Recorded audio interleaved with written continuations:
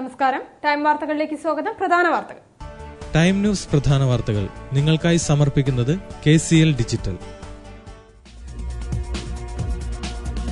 സർക്കാർ അടച്ചുപൂട്ടിയ ബാറുകൾ തുറക്കരുതെന്ന് കേരള മദ്യനിരോധന സമിതി. ജില്ലയിൽ കനത്ത മഴയിൽ വ്യാപക നാശനഷ്ടം. റോഡിൽ വെള്ളം കയറി വിവിധയിടങ്ങളിൽ ഗതാഗതം തടസ്സപ്പെട്ടു. മഴയെത്തിയതോടെ നഗരത്തിലെ ഗതാഗതക്കുരുക്ക് രൂക്ഷമായി. ടൈം ന്യൂസ് പ്രധാന വാർത്തകൾ നിങ്ങൾക്കായി സമർപ്പിച്ചത് KCL ഡിജിറ്റൽ. വിശദമായ വാർത്തകളിലേക്ക്. സർക്കാർ അടച്ചുപൂട്ടിയ ബാറുകൾ തുറക്കരുതെന്ന് കേരള മദ്യനിരോധന സമിതി. ഈ ആവശ്യങ്ങൾ ഉന്നയിച്ച ഈ മാസം 13, 14 തീയതികളിൽ സെക്രട്ടേറിയറ്റിന് മുന്നിൽ ഉപവാസം നടത്തുമെന്ന് ഭാരവാഹികൾ വാർത്താ സമ്മേളനത്തിൽ അറിയിച്ചു. സർക്കാർ അടച്ചുപൂട്ടിയ ബാറുകൾ തുറക്കരുതെന്ന് കേരള മദ്യനിരോധന സമിതി ഭാരവാഹികൾ പറഞ്ഞു. കോഴിക്കോട് വാർത്താസമ്മേളനത്തിൽ സംസാരിക്കുകയായിരുന്നു ഭാരവാഹികൾ. ഈ ആവശ്യം ഉന്നയിച്ചുകൊണ്ട് ഈ മാസം 13, 14 തീയതികളിൽ മദ്യനിരോധന സമിതി നേതാക്കൾ സെക്രട്ടേറിയറ്റിന് മുന്നിൽ ഉപവസിക്കുമെന്നും ഭാരവാഹികൾ പറഞ്ഞു. അടച്ചിട്ട 418 ബാറുകൾക്ക് കഴിഞ്ഞ കാലങ്ങളിൽ UDF, LDF സർക്കാരുകൾ ലൈസൻസ് പുതുക്കി നൽകിയതിന് പിന്നിൽ അഴിമതിയുണ്ടെന്നും ഭാരവാഹികൾ ആരോപിച്ചു. 418 ഈ അടച്ച ബാറുകളിൽ 5 വർഷത്തിനിടയിൽ 7 പേർ മരിച്ചു വീണിട്ടുണ്ട്. അത് ഒരു വാർത്തയാവുകയോ ഈ നാട് ശ്രദ്ധിക്കപ്പെടുകയോ ചെയ്യാത്ത വിഷയമാണ്. ഈ അടുത്ത് ഒരാൾ ബാർ പൂട്ടിയതിൻ്റെ പേരിൽ മരിച്ച വിഷയം വലിയ വാർത്തയായി പത്രങ്ങൾ വന്നു. പക്ഷേ 7 നിർഭാഗ്യവാന്മാരായ സഹോദരന്മാർ ഈ ബാറിൽ കയറി കഴിച്ച് മരിച്ചു വീണ കാര്യം വാർത്തയാകാതെ പോയി. മറ്റൊരു പ്രധാനപ്പെട്ട വിഷയം, ഒരു നിയമം ഉണ്ടെങ്കിൽ ആ നിയമം പാലിക്കുക എന്നുള്ളത് എല്ലാവരുടെയും ബാധ്യതയാണ്. ഈ ബാധ്യതയെ പലവട്ടം മറികടന്നതാണ് ഈ ബാറുകളെന്ന് നമ്മൾ തിരിച്ചറിയണം. 3 പ്രാവശ്യമെങ്കിലും നിലവാരമുള്ളവയാക്കി മാറ്റാൻ അല്ലെങ്കിൽ ക്ലാസിഫിക്കേഷൻ അനുസരിച്ച കാര്യങ്ങൾ നിർവഹിക്കാൻ വേണ്ടി ഇവർക്ക് സമയം നൽകിയിട്ടുണ്ട്. എന്നിട്ടും അത്തരത്തിലുള്ള കാര്യങ്ങളൊന്നും നിർവഹിക്കാതെ നിയമരഹിതമായി പ്രവർത്തിക്കുന്നവയാണ് ഇവ. ജില്ലയിൽ കനത്ത മഴയിൽ വ്യാപക നാശനഷ്ടം. താഴ്ന്ന പ്രദേശങ്ങളിലെ റോഡുകളിൽ വെള്ളം കയറിയത് ഗതാഗതം തടസ്സപ്പെടാൻ കാരണമായി. മലയോര മേഖലയിൽ കനത്ത കാറ്റിൽ വൻ നാശനഷ്ടം. കന്യാകുമാരിക്ക് സമീപം രൂപം കൊണ്ട ന്യൂനമർദ്ദത്തെ തുടർന്നുള്ള കനത്ത മഴ ജില്ലയിൽ വ്യാഴാഴ്ചയും തുടർന്നു. രാവിലെ മുതൽ പെയ്ത ശക്തമായ മഴയെ തുടർന്ന് ജില്ലയിലെ താഴ്ന്ന പ്രദേശങ്ങളിൽ വെള്ളം കയറി. പല റോഡുകളും വാഹന ഗതാഗതം പോലും സാധ്യമല്ലാത്ത അവസ്ഥയിലായിരുന്നു. പാളയം, SM സ്ട്രീറ്റ് എന്നിവിടങ്ങളിലെല്ലാം മഴ കാരണം വെള്ളക്കെട്ടുണ്ടായി. മലയോര മേഖലകളിൽ കനത്ത മഴയും കാറ്റും രേഖപ്പെടുത്തി. പല റോഡുകളിലും മരം പൊട്ടി വീണ് ഗതാഗത തടസ്സമുണ്ടായി. ജില്ലയിൽ വ്യാപകമായ കൃഷിനാശവും ഉണ്ടായിട്ടുണ്ട്. ശനിയാഴ്ച വരെ മഴ തുടരുമെന്ന് കാലാവസ്ഥാ നിരീക്ഷണ കേന്ദ്രത്തിന്റെ മുന്നറിയിപ്പുണ്ട്. മഴയെത്തിയതോടെ നഗരത്തിലെ ഗതാഗതക്കുരുക്ക് രൂക്ഷമാവുകയാണ്. റെയിൽവേ മേൽപ്പാലം അനിശ്ചിതമായി അടച്ചത് ഈ അവസരത്തിൽ കൂടുതൽ പ്രതിസന്ധി തീർക്കുകയാണ്. മഴ കനക്കുന്നതോടെ നഗരത്തിൽ ഗതാഗതക്കുരുക്കും രൂക്ഷമാവുകയാണ്. റെയിൽപാത വൈദ്യുതീകരണത്തിനായി 1ാം റെയിൽവേ മേൽപ്പാലം അനിശ്ചിതമായി അടച്ചിട്ടിരിക്കുന്നത് ഗതാഗതക്കുരുക്ക് വർദ്ധിപ്പിക്കുന്നു. നഗരത്തിലെ പ്രധാന വാണിജ്യ കേന്ദ്രമായ വലിയങ്ങാടിയിലേക്കുള്ള വഴിയാണിത്. ദിവസവും 100 കണക്കിന് ആളുകളാണ് വലിയങ്ങാടിയിലെത്തുന്നത്. മേൽപ്പാലം അടച്ചതോടെ 2ാം ഗേറ്റ് മാത്രമാണ് വലിയങ്ങാടിയിലേക്കുള്ള മാർഗം. 50 ദിവസത്തോളമായി കാൽനട പോലും നിരോധിച്ചുകൊണ്ടാണ് റെയിൽവേ മേൽപ്പാലം അനിശ്ചിതമായി അടച്ചിട്ടിരിക്കുന്നത്. പാലം ഉയർത്തൽ പ്രവൃത്തിക്ക് റെയിൽ സുരക്ഷാ കമ്മീഷൻ ഇതുവരെ അനുമതി നൽകിയിട്ടില്ല. പൊതുജനങ്ങളുടെ ഗതാഗത സൌകര്യത്തെക്കുറിച്ചും സഞ്ചാര സ്വാതന്ത്ര്യത്തെ കുറിച്ചും ചിന്തിക്കാതെയാണ് റെയിൽവേ പാലത്തിലെ പ്രവൃത്തി ആരംഭിച്ചതെന്നും നിരുത്തരവാദ നടപടി എന്തുകൊണ്ടാണ് റെയിൽവേ കൈക്കൊണ്ടതെന്ന് വ്യക്തമല്ലെന്നുമാണ് കോർപ്പറേഷൻ അധികൃതരുടെ നിലപാട്. റെയിൽവേ മേൽപ്പാലം ഉയർത്തുന്നതിലെയും ഗതാഗതം പുനഃസ്ഥാപിക്കുന്നതിനുമുള്ള അനിശ്ചിതാവസ്ഥ പരിഹരിക്കാൻ കോർപ്പറേഷൻ ഉദ്യോഗസ്ഥ ഉന്നതതല യോഗം വിളിച്ചിട്ടുണ്ട്. മേൽപ്പാലം ഉയർത്തുന്ന പ്രവൃത്തി അനിശ്ചിതമായി നീളുന്നതിനാൽ പാലത്തിലെ അപ്രോച്ച് റോഡിലെ കുഴിയടയ്ക്കാനാണ് അധികൃതരുടെ നീക്കം. എന്നാൽ ഇതിനും 1 മാസത്തോളം എടുക്കും. വിദ്യാലയങ്ങൾ തുറക്കുകയും മഴ കനക്കുകയും ചെയ്യുന്നതോടെ നഗരത്തിൽ ഗതാഗത പ്രശ്നങ്ങൾ കൂടുതൽ രൂക്ഷമാവും. കലയുടെ ആഭിമുഖ്യത്തിൽ പ്രശസ്ത നർത്തകൻ കോട്ടയ്ക്കൽ ശശിധരന്റെ ഭരതം മോഹനം നൃത്തശില്പം ഈ മാസം 12-ന് KP കേശവ മേനോൻ ഹാളിൽ നടക്കും. MP വീരേന്ദ്രകുമാർ പരിപാടി ഉദ്ഘാടനം ചെയ്യും. കലാസാഹിത്യ ആസ്വാദകരുടെ കൂട്ടായ്മയായ Kerala art and literature academy കലയുടെ ആഭിമുഖ്യത്തിൽ നർത്തകൻ കോട്ടയ്ക്കൽ ശശിധരന്റെ ഭരതം മോഹനം നൃത്തശില്പം ഈ മാസം 12-ന് KP കേശവ മേനോൻ ഹാളിൽ നടക്കും. ഭാരവാഹികൾ വാർത്താസമ്മേളനത്തിലാണ് ഇക്കാര്യം അറിയിച്ചത്. എന്ത് കിട്ടിയാലും കേരളത്തിന്റെ കഥകളി എന്ന ഭാഷയിലേക്ക് അത് കൊണ്ടുവരിക അതാണ് ഉദ്ദേശം. പിന്നെ ഞാൻ പഠിച്ചത് ആയുർവേദ ബാക്ക്ഗ്രൗണ്ടിൽ കോട്ടക്കിലാണ്. അപ്പോൾ അവിടെ ഏത് രോഗി വന്നാലും തിക്തം, മഹാതിക്തം, ഗുൽഗുലുതിക്തം കഷായങ്ങളൊക്കെ കൊടുക്കുക. ഈ ഗുൽഗുലുതിക്തം കഴിക്കണമെങ്കിൽ ഭയങ്കര ബുദ്ധിമുട്ടാണ്. അത് ഏറ്റവും നല്ല മരുന്നാണ്, ആൻറ്റിബയോട്ടിക്കാണ്, എല്ലാ അസുഖങ്ങൾക്കും ഉപയോഗിക്കുന്നതാണ് അവിടെ. കഥകളി എന്ന കലയിലെ ഏറ്റവും ഉദാത്തമായത് കഥകളിയാണ്.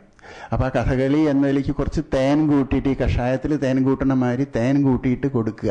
അപ്പോൾ ജനങ്ങൾ കുറച്ചുകൂടി അത് വേഗം ആസ്വദിക്കും എന്നുള്ള ഇത് എൻ്റെ അനുഭവത്തിൽ നിന്ന് എനിക്ക് മനസ്സിലായി. MP വീരേന്ദ്രകുമാർ പരിപാടി ഉദ്ഘാടനം ചെയ്യും. TP Ramachandran, M Keshavan Nair, K Baburaj തുടങ്ങിയവർ വാർത്താസമ്മേളനത്തിൽ പങ്കെടുത്തു. കരിപ്പൂർ വിമാനത്താവളത്തിലെ റൺവേ നവീകരണത്തിനായി റൺവേ ഭാഗികമായി അടച്ചു. രാത്രി 9 മുതൽ പുലർച്ചെ വരെയാണ് റൺവേ അടയ്ക്കുക.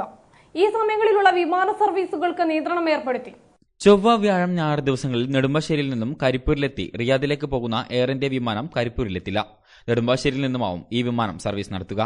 കരിപ്പൂർ വിമാനത്താവളത്തിലെ റൺവേ നവീകരണത്തിനായി ഭാഗികമായി അടച്ചു.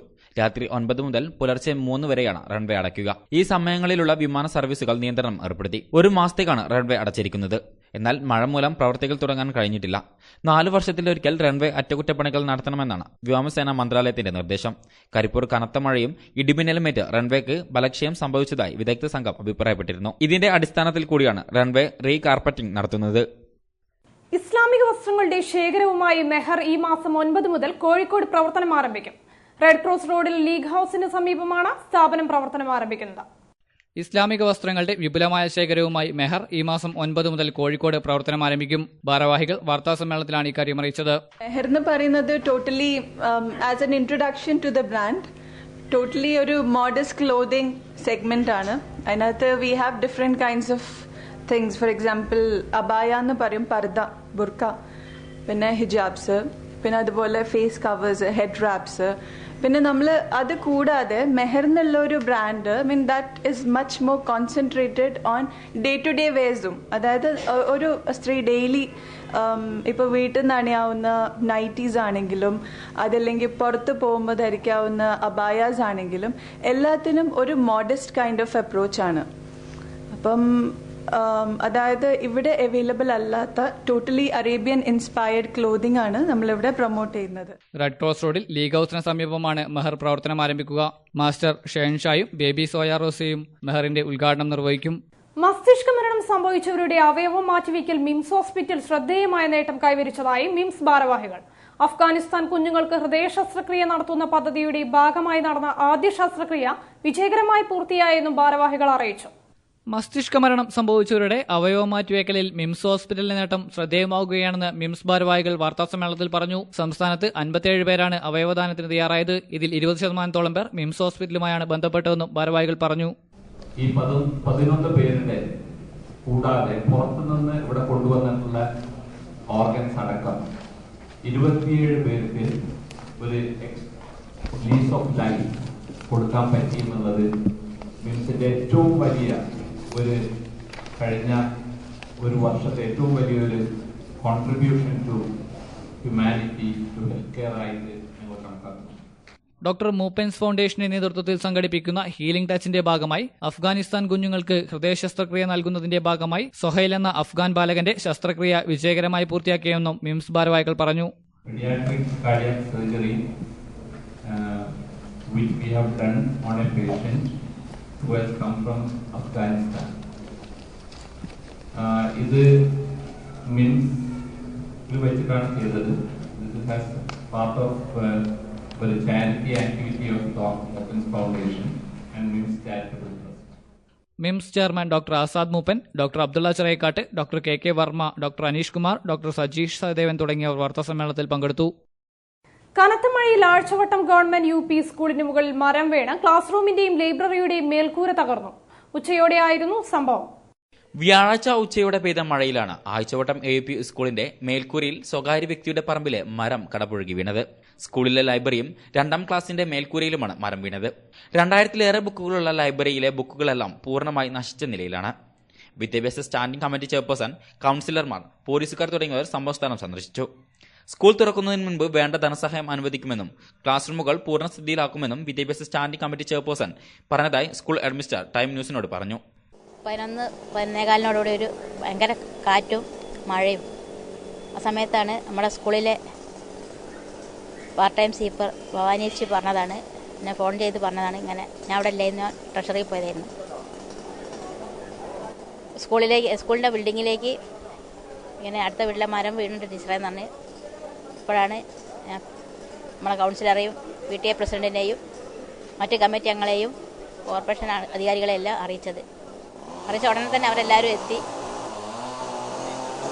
വിദ്യാഭ്യാസ സ്റ്റാൻഡിംഗ് കമ്മിറ്റി ചെയർപേഴ്സൺ ഷാദേവി ടീച്ചർ, നമ്മുടെ എഞ്ചിനീയർ വിഭാഗത്തിലെ എഞ്ചിനീയേഴ്സ്, നമ്മുടെ വാർഡ് കൗൺസിലർ മോയിൻകുട്ടി, അങ്ങനെ എല്ലാവരും ഇവിടെ വന്നു, സംഭവ സ്ഥലം സന്ദർശിച്ചു.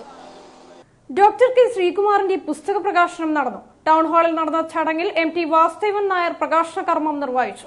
കെ ശ്രീകുമാർ രചിച്ച മലയാള സംഗീത നാടക ചരിത്രം, ഒരു മുഖം, ജനപ്രിയ നാടകവേദിയുടെ മിടിപ്പുകൾ എന്നീ നാടകചരിത്ര ഗ്രന്ഥങ്ങളുടെ പരിഷ്കരിച്ച 3ാം പതിപ്പിന്റെ പ്രകാശനമാണ് ടൗൺ ഹാളിൽ നടന്നത്. MT വാസുദേവൻ നായർ പുസ്തകം പ്രകാശനം ചെയ്തു. ഡോക്ടർ PK രാജശേഖരൻ പുസ്തകം ഏറ്റുവാങ്ങി. താല്പര്യം കാണിക്കാറില്ല. പക്ഷേ ഈ പുസ്തകങ്ങൾ രണ്ടും വന്നുവെന്ന് മാത്രമല്ല, ഇന്ന് ഈ 2 ഗ്രന്ഥങ്ങളുടെയും 3ാം പതിപ്പിൻ്റെ പ്രകാശനമാണ് ഇവിടെ നിർവഹിക്കുന്നത്. എനിക്ക് അതിൽ വലിയൊരു അത്ഭുതമല്ല. കാരണം ഈ ലോകമെമ്പാടുമുള്ള പ്രസാധനത്തെ പറ്റിയുള്ള അടുത്ത കാലത്ത് വന്ന പഠനങ്ങളിലൊക്കെ തന്നെയും എടുത്തു പറയുന്ന ഒരു കാര്യം, ഈ ഫിക്ഷൻ, കഥ, നോവൽ ഇതൊന്നുമല്ല. അതിനേക്കാളൊക്കെ ഇന്ന് മുമ്പിൽ നിൽക്കുന്നത്, വിപണന രംഗത്ത് മുന്നിൽ നിൽക്കുന്നത് നോൺ ഫിക്ഷനാണ്. പുരുഷൻ കടലുണ്ടി MLA അധ്യക്ഷത വഹിച്ചു. ഡോക്ടർ KV തോമസ്, VM കുട്ടി, Ibrahim Vengara, Wilson Samuel, VT Murali, P Damodaran, AK Shaji, MV Akbar തുടങ്ങിയവർ സംബന്ധിച്ചു. തുടർന്ന് 3G മൊബൈൽ വേൾഡ് സ്പോൺസർ ചെയ്ത പഴയകാല നാടകഗാനങ്ങൾ കോർത്തിണക്കിയ ഗാനസന്ധ്യ അരങ്ങേറി. പൂളാടിക്കുന്ന് ബൈപ്പാസിൽ അമ്പലപ്പടി ജംഗ്ഷനിൽ അപകടങ്ങൾ ഒഴിവാക്കാൻ നടപടി. അപകടങ്ങൾക്കെതിരെ സത്വര നടപടി സ്വീകരിക്കാൻ കളക്ടറേറ്റിൽ നടന്ന യോഗത്തിൽ തീരുമാനമായി. അപകട പരമ്പര സൃഷ്ടിക്കുന്ന പൂളാടിക്കുന്ന് ബൈപ്പാസിൽ അമ്പലപ്പടി ജംഗ്ഷനിൽ ഒടുവിൽ അപകടങ്ങൾ ഒഴിവാക്കാനുള്ള സുരക്ഷാ ക്രമീകരണങ്ങൾക്കായി അധികൃതർ ഒരുങ്ങുന്നത്. കഴിഞ്ഞ ദിവസം ജംഗ്ഷനിലുണ്ടായ അപകടത്തിൽ യുവാവ് മരിച്ചിരുന്നു. തുടർന്ന് നാട്ടുകാരുടെ നേതൃത്വത്തിൽ റോഡ് ഉപരോധമടക്കമുള്ള പ്രതിഷേധ പരിപാടികൾ നടത്തിയിരുന്നു. ഇതിനെ തുടർന്നാണ് കളക്ടറുടെ ചേംബറിൽ നടന്ന യോഗത്തിൽ നടപടിക്കായി തീരുമാനമായത്. അമ്പലപ്പടി ജംഗ്ഷനിൽ ബ്ലിങ്കർ ലൈറ്റുകളും എരഞ്ഞിക്കൽ മൊകുവൂർ ഭാഗത്ത് റോഡിൽ നിന്നും ബൈപ്പാസ് ചേരുന്നിടത്ത് സൌരോർജ്ജ വിളക്കുകളും സ്ഥാപിക്കും. പൂളാടിക്കുന്നിലെ തെരുവു വിളക്കുകൾ കത്തിക്കാൻ KSCBയോട് ആവശ്യപ്പെടും. അമ്പലപ്പടിയിൽ പ്രദേശവാസികളുടെ കൂടി സഹകരണത്തോട് റോഡ് സുരക്ഷാ പദ്ധതി നടപ്പാക്കും. ഇതിന് പ്രത്യേകമായി പ്രദേശവാസികളെ തിരഞ്ഞെടുത്ത് മോട്ടോർ വാഹന വകുപ്പും പോലീസും പരിശീലനം നൽകും. സ്ഥലത്തെ സൂചക ബോർഡുകളുടെ വലിപ്പം കൂട്ടാനും അമ്പലപ്പടി ജംഗ്ഷൻ നവീകരണത്തിന് 2013 നൽകിയ 33 ലക്ഷം രൂപയുടെ എസ്റ്റിമേറ്റ് പുതുക്കി നൽകാനും യോഗത്തിൽ തീരുമാനമായിട്ടുണ്ട്. പ്രധാന വാർത്തകൾ ഒരിക്കൽ കൂടി. ടൈം ന്യൂസ് പ്രധാന വാർത്തകൾ നിങ്ങൾക്കായി സമർപ്പിക്കുന്നത് KCL ഡിജിറ്റൽ. സർക്കാർ അടച്ചുപൂട്ടിയ ബാറുകൾ തുറക്കരുതെന്ന് കേരള മദ്യനിരോധന സമിതി. ജില്ലയിൽ കനത്ത മഴയിൽ വ്യാപക നാശനഷ്ടം. റോഡിൽ വെള്ളം കയറി വിവിധയിടങ്ങളിൽ ഗതാഗതം തടസ്സപ്പെട്ടു. മഴയെത്തിയതോടെ നഗരത്തിലെ ഗതാഗത കുരുക്ക് രൂക്ഷമായി. ടൈം ന്യൂസ് പ്രധാന വാർത്തകൾ നിങ്ങൾക്കായി സമർപ്പിച്ചത് KCL ഡിജിറ്റൽ. ഈ വാർത്താ ബുള്ളറ്റിൻ ഇവിടെ സമാപിക്കുന്നു. നമസ്കാരം.